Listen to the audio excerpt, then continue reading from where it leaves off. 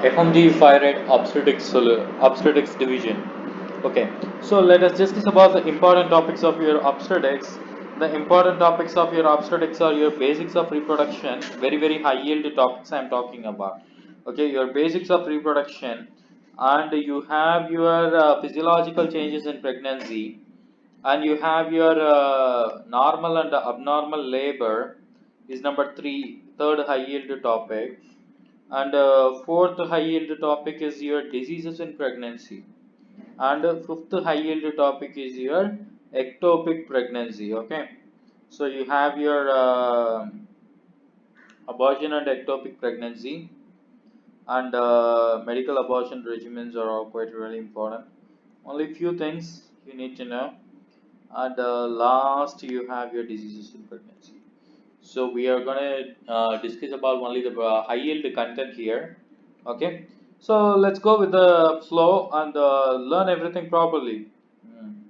Okay, so the very first topic we're gonna see is your basics of reproduction. Sorry, pretty lot of stuffs you have to know, and since it is a rapid revision, we're gonna run very rapidly. So kindly focus on your mind and stay with me for next half an hour to 1 hour. Okay, so we have your sex, how your sex of a baby can be determined. The sex of the baby can be determined by the SRY gene, which is located on your Y chromosome. Okay, SRY gene which is located on your Y chromosome. If the SRY gene is present, then your baby sex gonna be male, and if your SRY gene is absent, then your baby gonna be like a female. So for a male baby, the thing gonna happen is that is a spermatogenesis. While if in the case of a female baby, the next sorry, in the case of a female baby, the reproduction happen as your oogenesis. Okay, so spermatogenesis and oogenesis. So we're going to discuss only about the important things. So the very first thing is your duration of your spermatogenesis. So duration of your spermatogenesis is 72 to 74 days, people. Pretty high yield MCQ. You should never forget. And the spermatogonia may convert into spermatocyte, that is a primary, and followed by the secondary, and followed by the spermatid, and followed by the sperm. So you can remember one factor that one spermatogonia may give rise to 16 spermatocyte. One spermatogonia may give rise to how many? 16 spermatocyte. And 16 spermatocyte may give rise to 64 sperm. How many sperm? 64 sperm. Okay. So in the case of oogenesis, the very high yield of topic is your fertilized span of your ovum.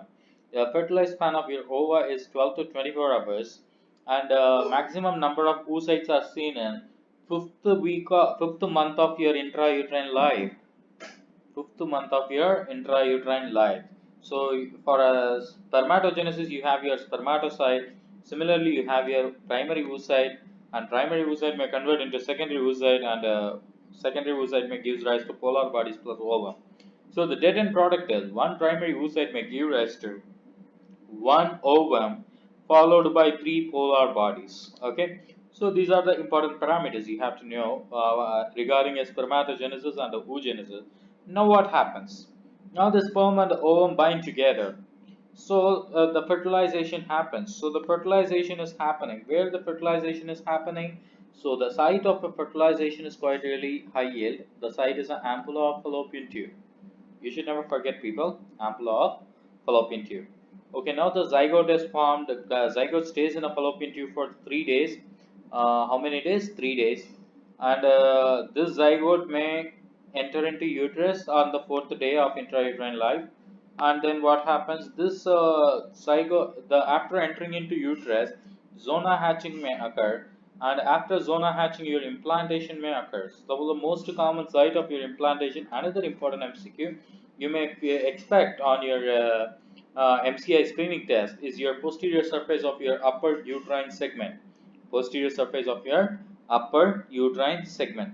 So followed by, after implantation, you have your series of changes, and you have your endometrium will be converted into decidua. Endometrium may convert into decidua, and decidua may be divided into three layers, namely decidua basalis and decidua capsularis and decidua parietalis. So decidua basalis is a area which is located in between your myometrium and your fetus, that is your chorion, while decidua capsularis lies between your chorion and uterine cavity. Between your chorion and uterine cavity, while your decidua parietalis may lies behind your uterine cavity and myometrium. Okay, so you should never forget these things. Okay, next important thing you have to know about your development is fertilization occurs in ampulla, and the capacitation occurs in your female reproductive tract, especially your cervix. Duration of your capacitation is your 7 hours. So what is meant by capacitation? The sperm, once they enter into the reproductive tract of the female, they become hypermotile. They became hypermotile. So the process of a conversion of normal motility to hypermotility is known as capacitation. And location of capacitation, it is your female reproductive tract, and duration of your capacitation is approximately 7 hours. Okay, so the important things you have to know on the fetal development is your 4th days you get a 16 cell stage, and uteroplacental circulation is established on the 12th day. Fetoplacental circulation is established on the 22nd day, and uh, and you have your fetal urine mixed with the amniotic fluid on your 20th week, and you have your kidney start secreting urine on 12th week. You will have your amniotic fluid detected on your 12th week. These are the important things. And uterus level and gestational weeks are pretty important, people. Your uterus lies at the level of pubic symphysis at the week of 12. Umbilicus is 20. Xiphoid process it is 36. And lower umbilicus it is again 20. And mid umbilicus it is 22. And upper umbilicus it is 24. So umbilicus it is 20 to 24, lower, mid and upper. While xiphoid process it reaches by 36 week of pregnancy. All of them are making up stuff, so you have to learn and you have to keep in mind, people. So don't so please do spend some time on mugging up these things. Next important thing is your placenta. We will discuss only the important stuff. Placenta, the weight of the placenta is 500 grams and volume of placenta is 500 ml. So everything is 500 here. Partial pressure of oxygen of your blood vessel, especially your uterine blood vessels, are quite important because your uterine artery have a partial pressure of oxygen of 20 to 25 mm of mercury, while your uterine vein has a partial pressure of 30 to 40 mm of mercury. So next important thing is your what is the main site of your placental hormone synthesis? That is your syncytia trophoblast. Pretty important and a high yield MCQ, people. You should never forget. Okay. And you have your placental hormone. Important placental hormones are your progesterone, estrogen, human placental lactogen, and HCG, especially beta HCG, and PAPPA, and pregnancy specific glycoprotein. So all of them are like important thing. Uh, so the next important thing you have to know here is your umbilical cord, and your umbilical cord contains two arteries and one vein. Pretty important thing. Two arteries and one vein. Okay, your umbilical cord variants are quite really important. Normal umbilical cord is attaching near your center of your placenta, while marginal umbilical cord will attach near at the margin of your placenta. So this marginal umbilical cord is also known as your battle rod placenta. Pretty high yield MCQ, people. And third one is your furcate umbilical cord, and furcate umbilical cord attaches at the center, but it does not contain a Wharton's jelly during the attachment. Okay, so it does not contain a Wharton jelly during the attachment. Okay, and fourth one is your velamentous umbilical cord, velamentous one. So the velamentous one is actually don't attaches with the placenta; it attaches somewhat distant from your fetal membrane. Okay, pretty high yield one. Next important thing is your amniotic fluid. So your fetal urine and the amniotic fluid contributors are quite really important. So fetal urine is a major contributor of your amniotic fluid in the third trimester. Another important MCQ. Um, Next, amniotic fluid color and conditions are pretty high yield.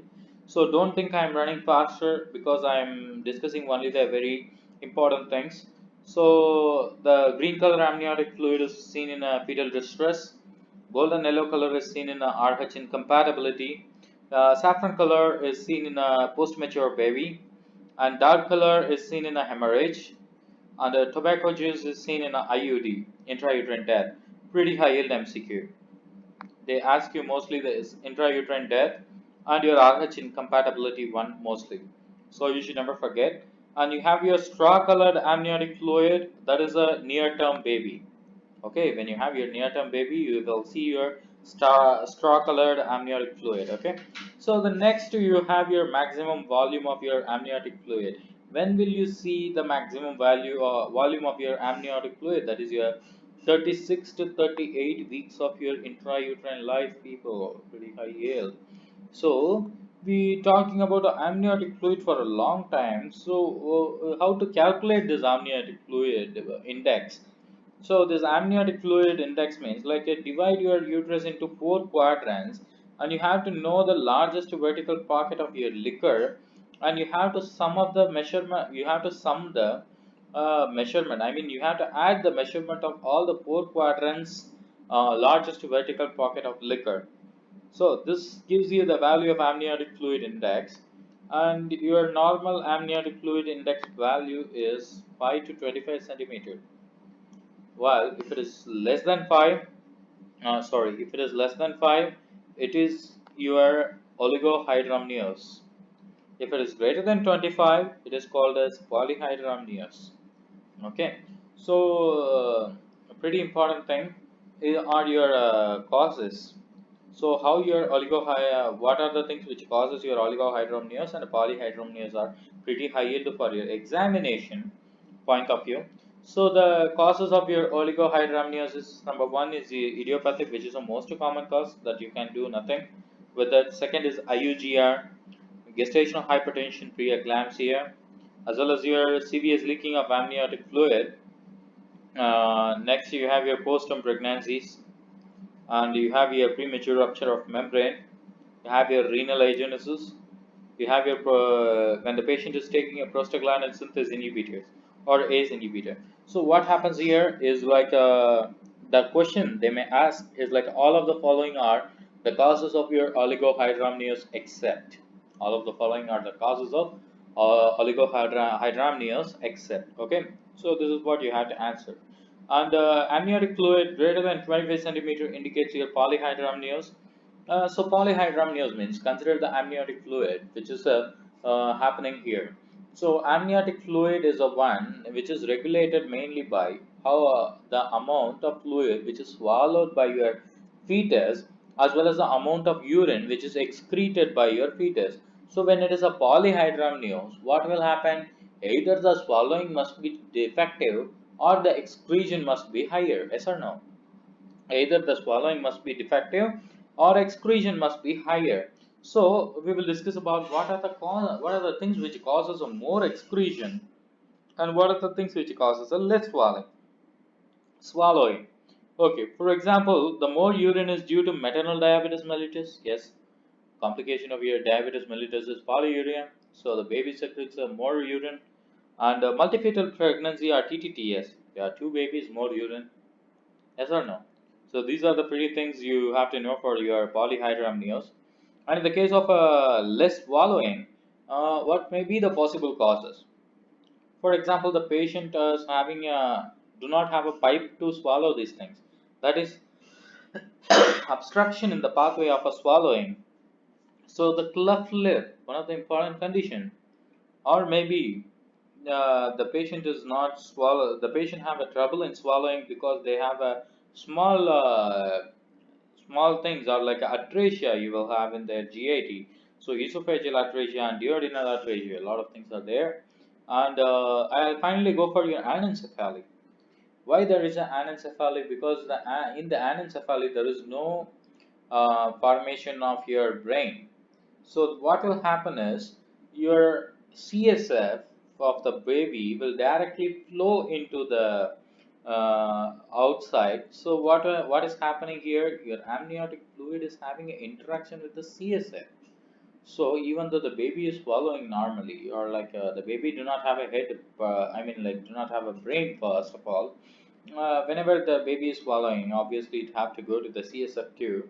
The nutrients have to, I mean not like a nutrients, the things have to go to the brain, and what happens is your brain CSF will interact with the outside environment, so it keeps on increasing in the anencephaly. So that's why there is a polyhydramnios in anencephaly, and there is also less gap. So I mean less baby area, so more gap will be filled up by your water. Okay, so this is what happening in your polyhydramnios and the physiological changes in pregnancy. Next topic, pretty high yield one.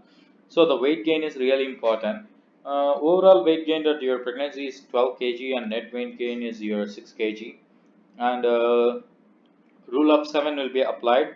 So for obese people it is less than 7, for overweight people it is greater than 7, and for normal people it is 14 kg, and for underweight people it is 18 kg. So less than 7, greater than 7, and 14. So we can call it as a rule of 7. So 7 kg, 7 kg, 7 kg. Okay.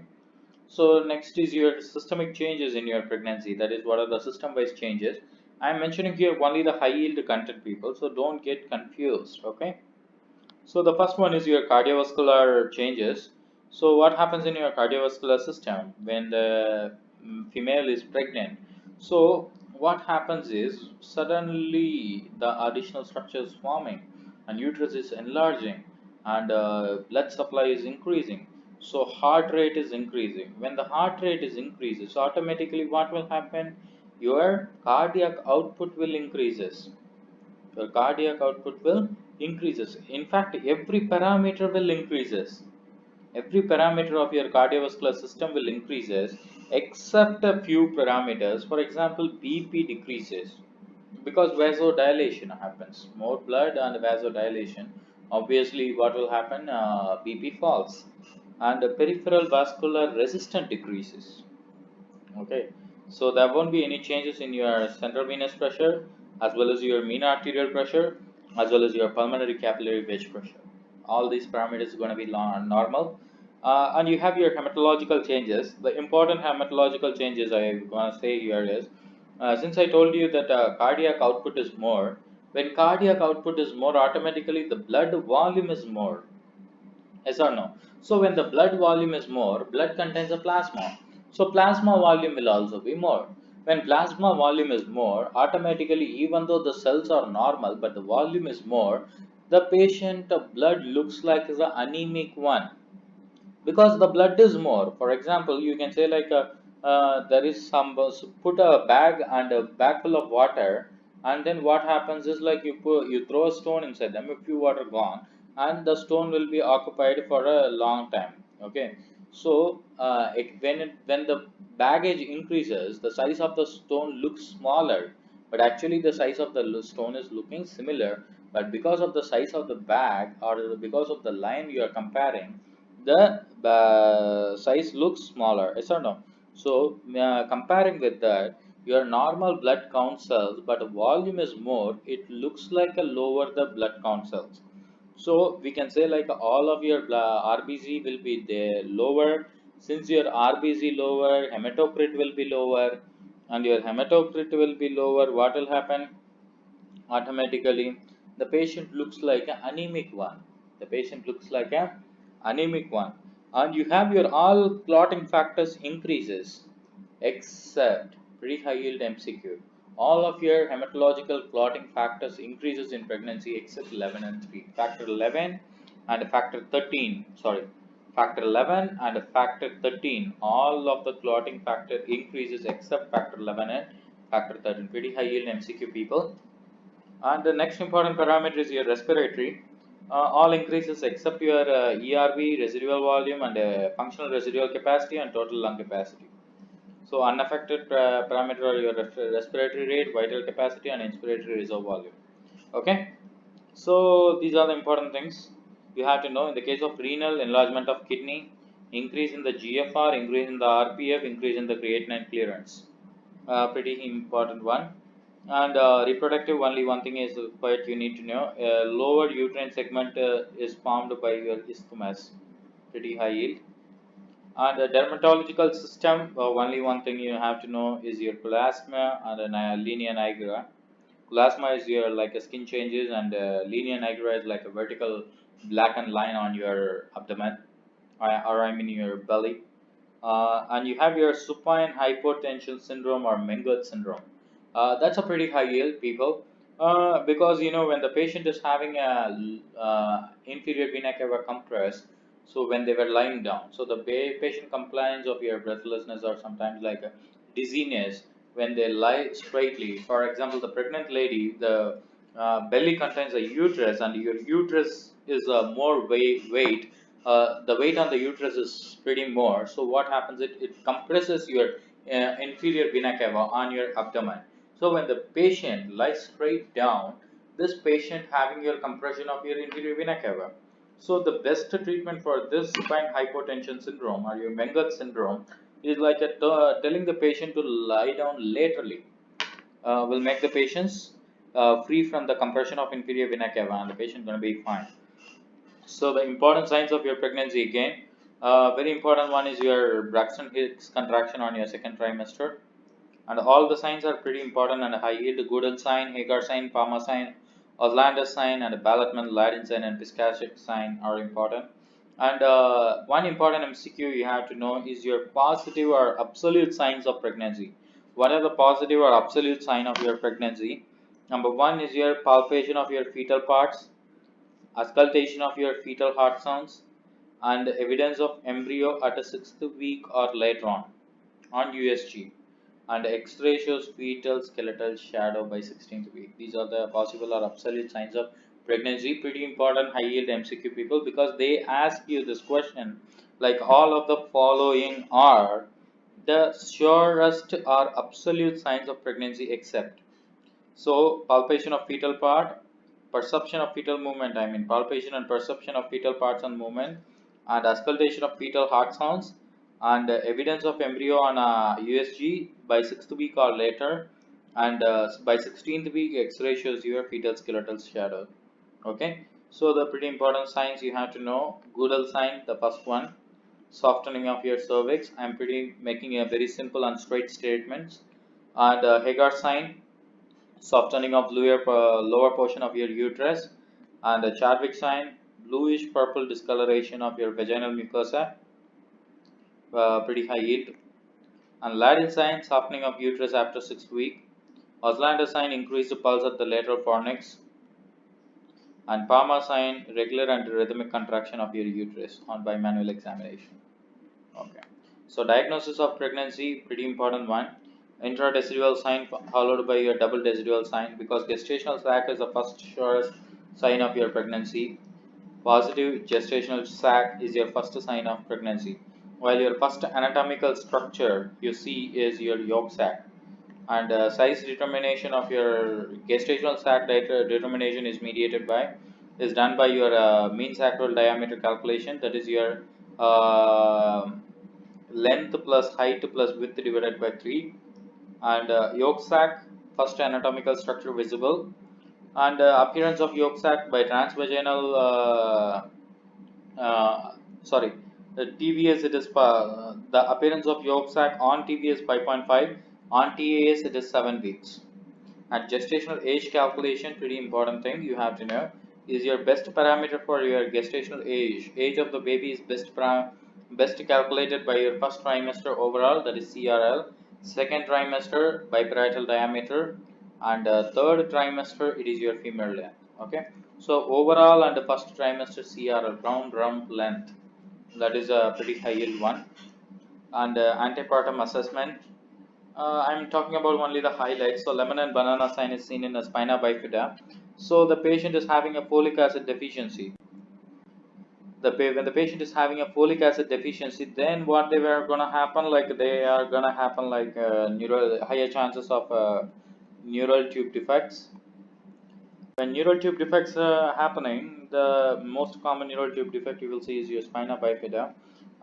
What you see on the spina bifida is your lemon and banana sign. Okay, and nuchal translucency you will see in your Down syndrome, pretty important one. And so in order to avoid this neural tube defects, folic acid needs to be supplemented. So the supplementary of the folic acid dosage are pretty important. High yield MCQ, you should never forget. So dosage may be divided into prophylaxis or therapeutic dose. Prophylaxis means the patient is having a no history of NTD, so we have to preserve just like a safety measure. Therapeutic dose means like a patient is having a previous baby with the NTDs, or maybe patient is having a family history of NTD. I mean, a women with the NTD babies and all. So for those women, you have to give a therapeutic dosage, and for a women with no history of NTDs, or like NTD babies or something else, no family history, that is a pretty low risk women. You have to do your prophylaxis dose.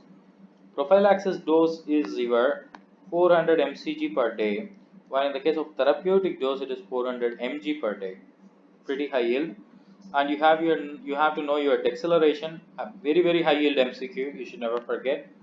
Early deceleration head compression, variable deceleration cord compression, late deceleration uteroplacental insufficiency or fetal hypoxia. Next, you have your biochemical test, triple screening test. Your triple screening test contains the two hormones, beta HCG, two or three enzymes or hormones you can consider: beta HCG, AFP, unconjugated estradiol.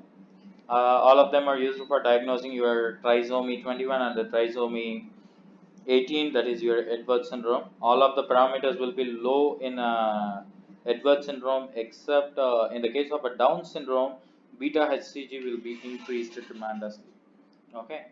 The next what will happen? So adding an inhibin will make the triple screening test into quad screening test. Triple screening test into quad screening test. So inhibin also increases in a Down syndrome. This is what you have to know. And next important high yield topic is your normal and abnormal labor. Normal labor, maternal pelvis and fetal skull. Most common variety of your pelvis, maternal pelvis, is your gynecoid, and anteroposterior diameter is greater than the transfer diameter in anthropoid, while phase 2 pubis delivery can be done in anthropoid. And android is having a male type of maternal pelvis, and the platyploid is asynctalism, that is pretty high yield. Asynctalism is shown in your platyploid pelvis, high yield, and least common pelvis is your platyploid pelvis. For the best method of assessment of your pelvis is your trial of labor. It's all time the trial of labor. For radiological assessment, MRI is a gold standard one. And you have your contracted pelvis. So the contracted pelvis may be of two types based upon the sources. Either they were associated with vitamin D deficiency, or may be associated with the defect in the formation of ala of your sacrum. Allah of your sacrum. If it is due to vitamin deficiency, rachitic pelvis will be seen or osteomalastic pelvis will be seen. If your absence of Allah of sacrum, that means one Allah of sacrum is absent, it gives rise to a special pelvis called as Naegeli's pelvis. Two Allah is absent, it gives rise to a special pelvis called as Robert's pelvis. So every named pelvis and their functions are, their types are important. So like a Robert pelvis, obviously the answer is absence of a two ala of sacrum. And Naegeli's pelvis, absence of one ala of sacrum. That is true. And you have your measurements. Important measurements of your pelvis is your smallest pelvic diameter, pretty high yield MCQ people. Even they asked in this 2019 PGI Chandigarh also, like smallest pelvic diameter is between two ischial spines, diameter between your two ischial spines. Okay, that is the interspinous diameter. And only conjugated, that is assessed clinically accessible conjugate, that is your diagonal conjugate. I'm not talking about every diameter, and I'm not talking about your anatomical, obstetrical and diagonal conjugate. I'm talking about only the highlights here. So don't think that I'm teaching everything. I'm teaching only the highlights. Okay.